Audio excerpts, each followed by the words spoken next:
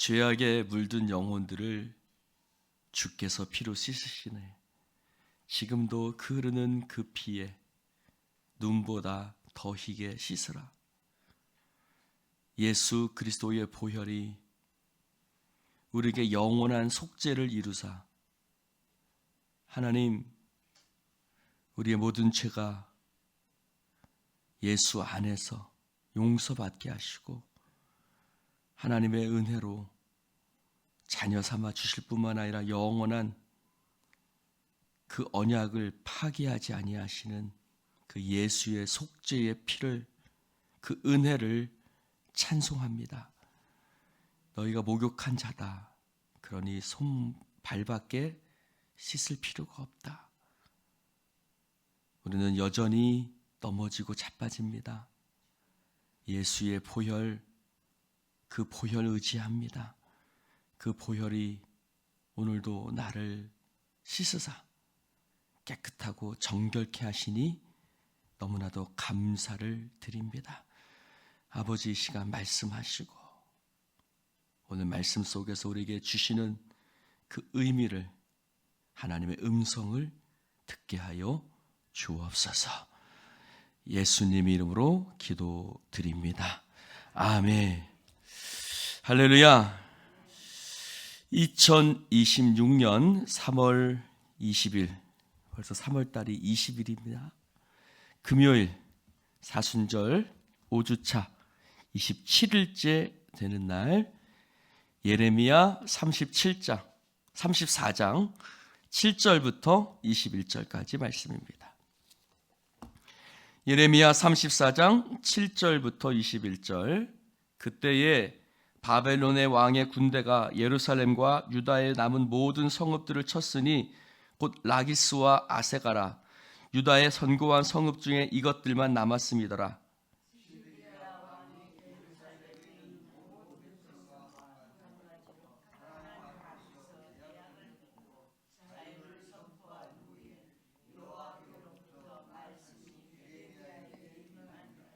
그 계약은 사람마다 각기 히브리 남녀노비를 놓아 자유롭게 하고 그의 동족 유다인을 종으로 삼지 못하게 한 것이라.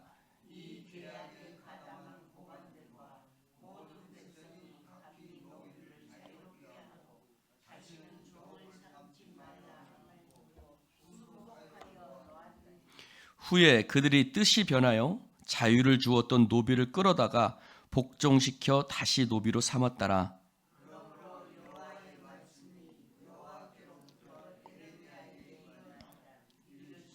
이스라엘의 하나님 여호와께서 이와 같이 말씀하시니라. 내가 너희 선조를 애굽 땅 종의 집에서 인도하여 낼 때에 그들과 언약을 맺으며 이르기를,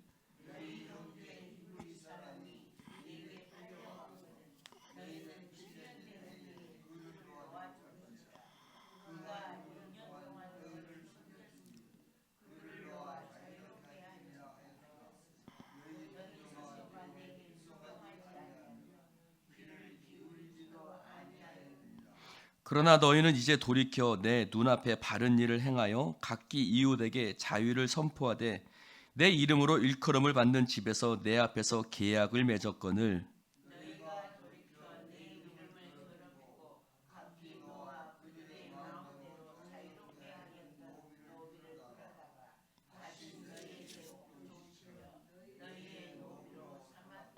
그러므로 여호와께서 이와 같이 말씀하시니라. 너희가 나에게 순종하지 아니하고 각기 형제와 이웃에게 자유를 선포한 것을 실행하지 아니하였은즉 내가 너희를 대적하여 칼과 전염병과 기근에게 자유를 주리라. 여호와의 말씀이니라. 내가 너희를 세계 여러 나라 가운데 흩어지게 할 것이며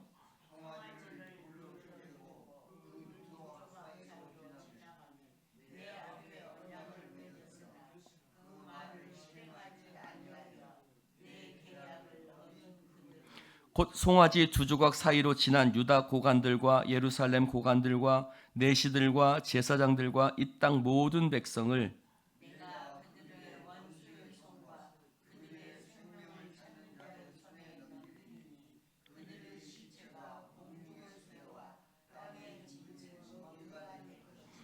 또 내가 유다의 시드기야 왕과 그의 고관들을 그의 원수의 손과 그의 생명을 찾는 자의 손과 너에게서 떠나간 바벨론 왕의 군대의 손에 넘기리라. 22절 같이 읽겠습니다.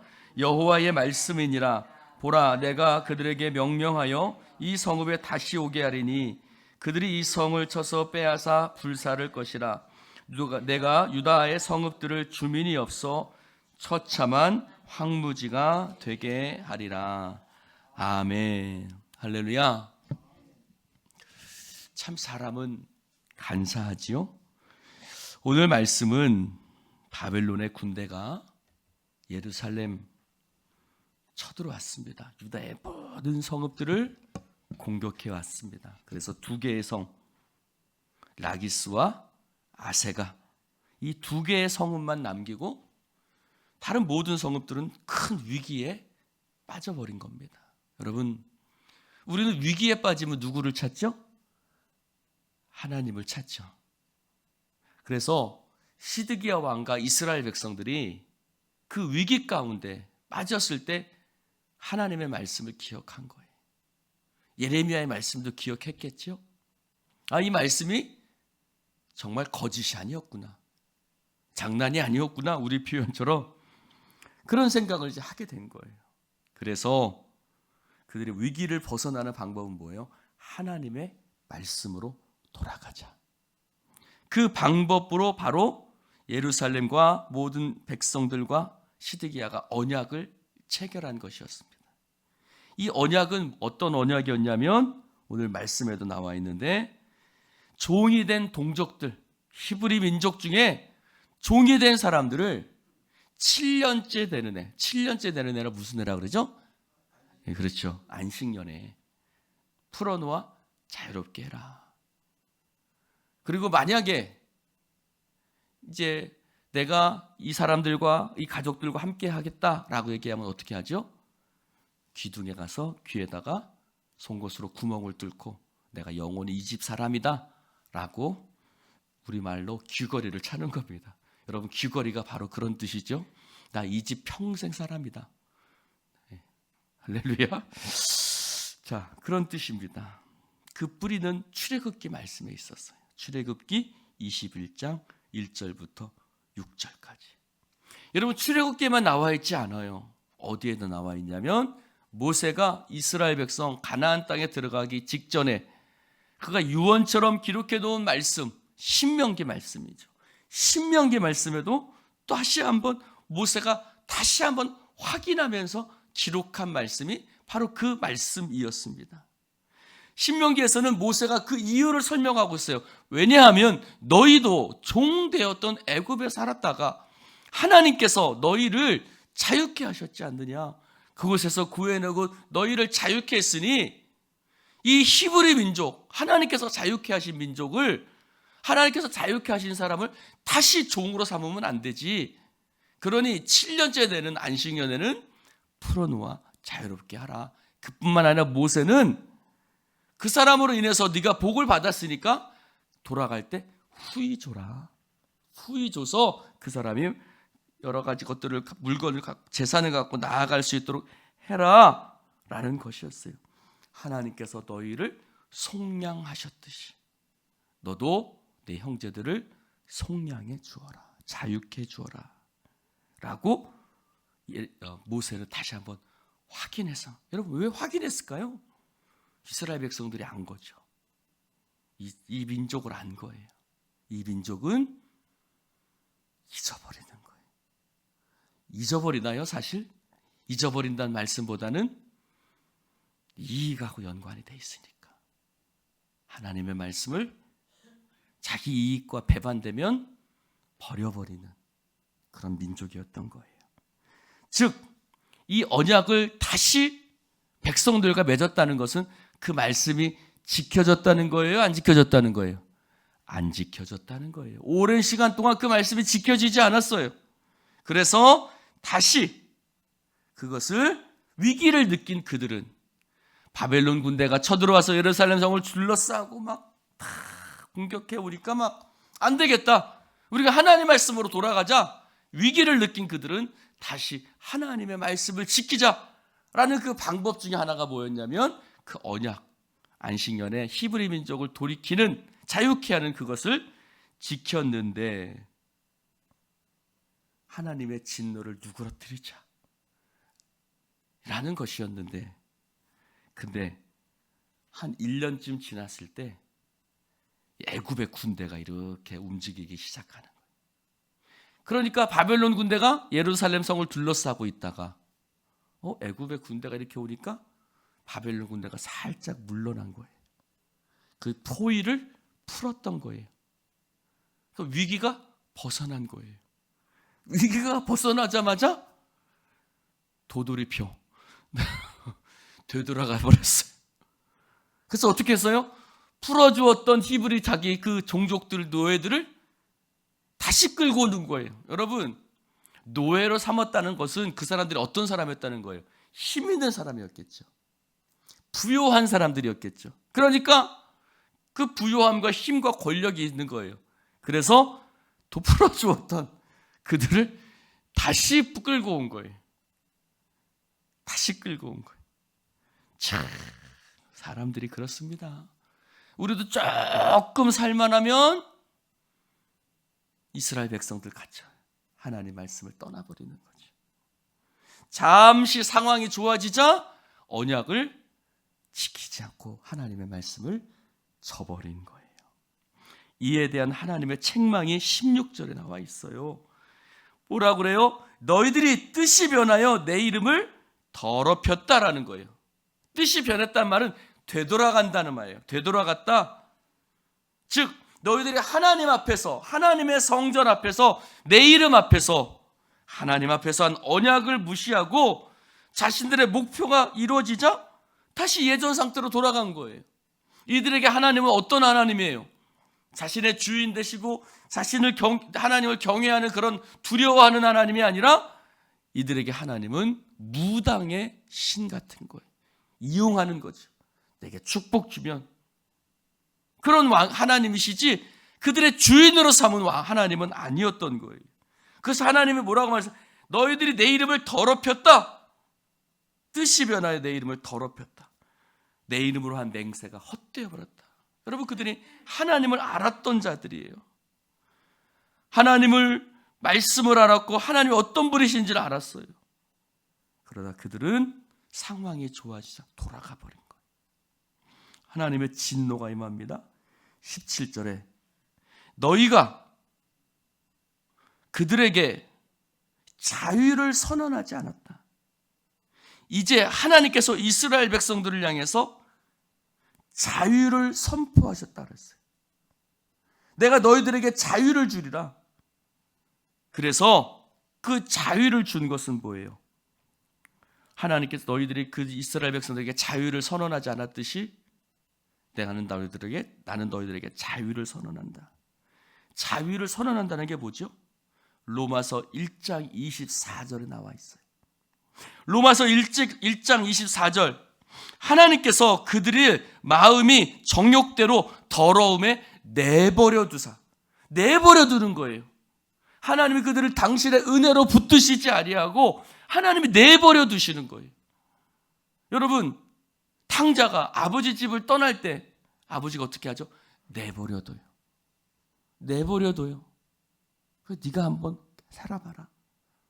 여러분, 부끄러운 욕심에 내버려 두사 그들의 마음에 하나님 두기를 싫어하며 하나님께서 그들을 상실한 마음대로 내버려 두사 합당하지 못한 일을 하게 하셨으니 라고 로마서는 쓰고 있어요. 그들의 마음에 하나님 두기를 싫어했다. 그래서 하나님께서 그들을 상실한 마음대로, 상실한 마음이 뭐예요? 하나님을 잃어버린 거예요. 하나님의 말씀을 잃어버린 거예요. 그래서 상실한 마음대로 내버려 두사 합당하지 못한 일을 하게 하셨으니 라고 말씀하는 거예요. 여러분, 자유라는 말은 드롤이에요. 드롤. 이 드롤은 여러분 언약 가운데서 히브리 동족을 자유케 했다. 그 자유라는 단어가 드롤이에요. 즉 너희들이 드롤을 선포하지 않았다. 자유케 하지 않았다. 그래서 내가 너희들한테 들어오를 선포하겠다. 너희들을 자유케 하겠다. 내버려 두겠다는 뜻이에요. 그래서 내버려 두겠다는 말씀이 뭐죠? 18절에 볼까요? 18절 읽어봅시다. 시작. 송아지를 둘로 쪼개고 그 두 조각 사이로 지나매 내 앞에 언약을 맺었으나 그들의 말을 실행하지 아니하여 내 계약을 어긴 그들을 어떻게 해요? 곧 송아지 두 조각 사이로 지나. 이 말이 뭘까요? 여러분, 옛날에 언약을 맺을 때 이렇게 해요. 어떻게 하냐면 송아지를 둘로 쪼개요. 송아지를 쪼개고 언약을 맺었잖아요. 예를 들어서 남석자님과 제가 언약을 맺었잖아요.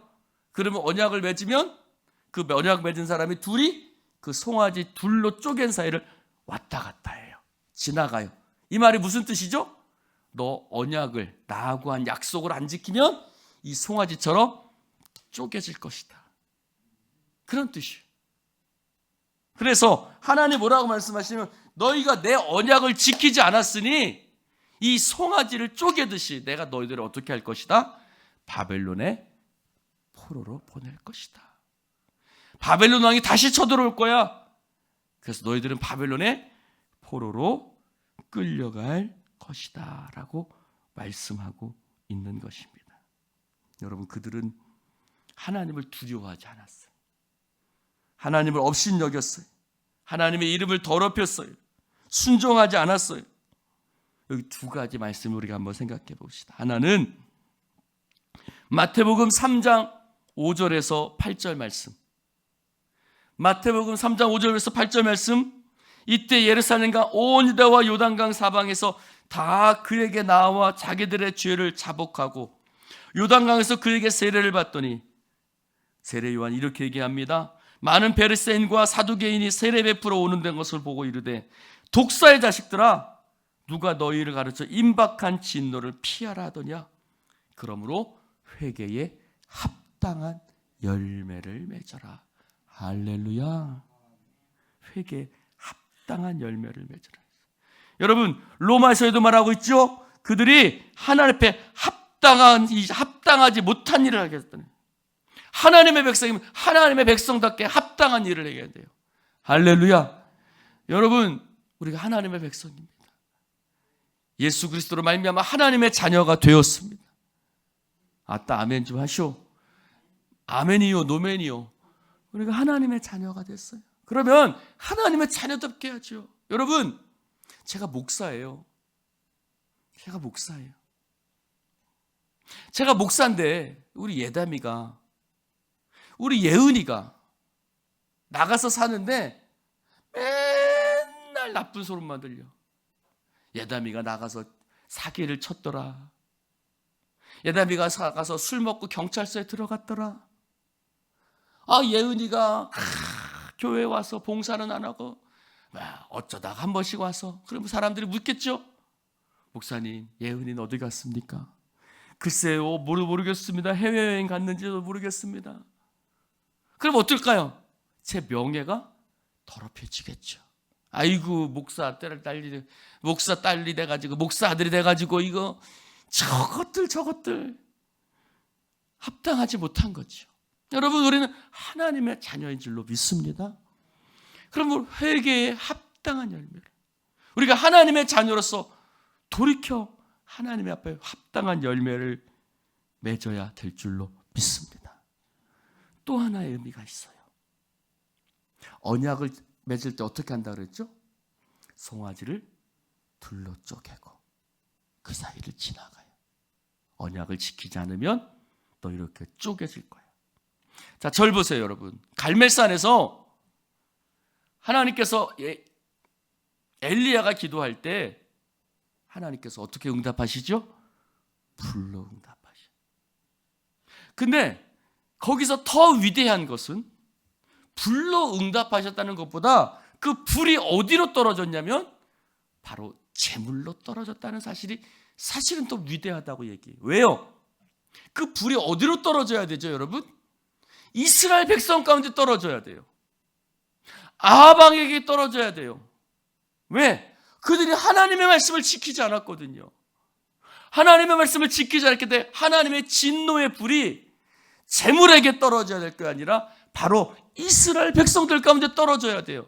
언약을 지키지 않았으니까 어떻게 해야 돼요? 하나님의 말씀을 지키지 않았으니까 쪼개져야 되는 거예요. 여러분, 그러면 마찬가지겠죠? 우리는 말씀을 지켰어요, 안 지켰어요? 절 보고 똑바로 대답하시오. 우리는 하나님의 언약의 말씀을 지키며 살았어요, 안 지켰어요? 절 보고 똑똑히 얘기하시오. 지켰어요, 안 지켰어요? 안 지켰어요. 그리고 어떻게 해요? 그 진노의 불이 누구에게 떨어져야 돼요? 나에게 떨어져야 돼요. 누가 쪼개져야 돼요? 내가 쪼개져야 돼요. 근데 내가 쪼개져야 될 자리에, 즉 달려야 될 그 십자가 자리에 누가 달리셨어요? 예수님이 달리셨어요. 할렐루야. 여러분, 하나님께서 그들을 바벨론의 포로로 보내셨지만 그들을 값없이 용서하시고 그들을 돌아오게 하셨어요. 달려야 될 그 십자가 그 자리에, 그 죄인의 자리에 예수님께서, 하나님께서 당신의 아들 예수 그리스도를 달리게 하심으로 말미암아 우리에게 값없이 용서해 주신 줄로 믿습니다. 이게 안식년이 값없이 용서해 줘라. 하나님께서 우리에게, 여러분, 안식년의 정신이 바로 예수 그리스도의 정신이, 하나님께서 우리를 값없이 용서해 주셨어요. 대가 없이 우리에게 자유를 선포해 주셨어요. 여러분, 그러므로 우리는 회개에 합당한 열매를 맺으며 살아가야 될 줄로 믿습니다. 용서받았는데 우리가 값없이 내가 쪼개져야 될 자리에 이 하나님께서 당신의 아들을, 아니 하나님의 본체시잖아요. 하나님이 쪼개지셨어요. 내 대신 죄의 대가를 받으셨어요. 그러므로 우리는 그 사랑에 감격하여, 여러분, 내가 내 몸을 주었건만 넌 나에게 무엇을 주느냐? 그 찬송가의 가사처럼 우리는 하나님 앞에 우리의 삶에 합당한 열매를 아버지 앞에 드려야 될 줄로 믿습니다. 사랑하는 성도 여러분, 다윗이 고백한 것이 있어요. 하나님, 내게 구원의 기쁨을 회복시키소서 그랬어요. 여러분, 구원의 기쁨을 잃어버리면 죄를 짓는 거예요. 여러분, 구원의 기쁨이 살아있습니까? 내게 구원의 기쁨이 회복되기를 주님의 이름으로 축원합니다. 나를 용서해 주시고 내가 하나님 앞에 구원받았다는 그 기쁨이 회복될 때 우리의 삶이 하나님 앞에 합당한 삶을 살게 될 줄로 믿습니다. 기도합시다. 하나님, 감사합니다. 오늘 주님 말씀을 함께 나누게 하시니 감사합니다. 성령이여 기름 부으사 내가 달려야 될 자리에 주님 달리심을 보게 하시고, 우리는 얼마나 경박합니까? 주님, 말씀을 지키는 척하다가도 뭔가 삶이 좋아지면 다시 말씀을 버리는 것이 우리들입니다. 경박하고 초라한 믿음을 갖고 있는 것이 우리들이오니 불쌍히 여겨 주시고 우리에게 구원의 기쁨을 회복시키사 하나님 말씀 앞에 주님의 자녀답게 살아가는 복 있는 자의 열매 맺는 모습이 우리 가운데 있을 수 있도록 축복하여 주시옵소서. 성령이여 성령이여 나에게 역사하여 주시옵소서. 예수님의 이름으로 축복하며 기도드리옵나이다. 아멘.